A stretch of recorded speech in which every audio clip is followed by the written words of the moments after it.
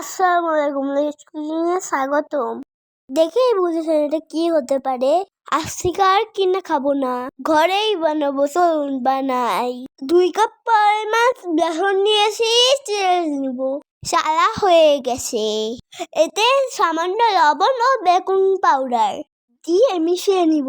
অল্প অল্প পানি মিশিয়ে ব্যাটার করে নিব। দেখুন ঠিক এমন হবে। 1/2 চা চামচ গরম মশলা দিয়ে মিশিয়ে নিব। রেস্টে রেখে চিনি শিরা করে নিব। এতে 2 কাপ পরিমাণ পানি দিয়ে চিনি ও একটা এলাচ দিয়ে শিরা করে নিব। 1 চামচ ফুড কালার, লেবুর রস দিব। এবার একটি কড়াইতে বেশি করে তেল দিয়ে দিব। তেল গরম হয়ে গেলে একটু ব্যাটার দিব। এভাবে লাল লাল করে ভেজে তুলে নিব। ব্লেন্ড করে নিব। ব্লেন্ড করা হয়ে গেছে। ফুটন্ত শিরায় দিয়ে দিব। শিরার মধ্যে দিয়ে হাইতে নাড়তে থাকবো। নাড়ার এক পর্যায়ে ভেজে রাখা বাদাম দিয়ে দিব। বাদামগুলো মিশিয়ে নিব।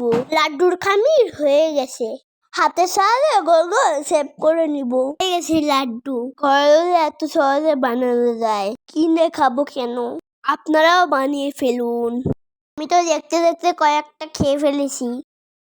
ঘরে থাকা উপকরণ দিয়ে মতিঝাল লাড্ডু, অনেক মজা।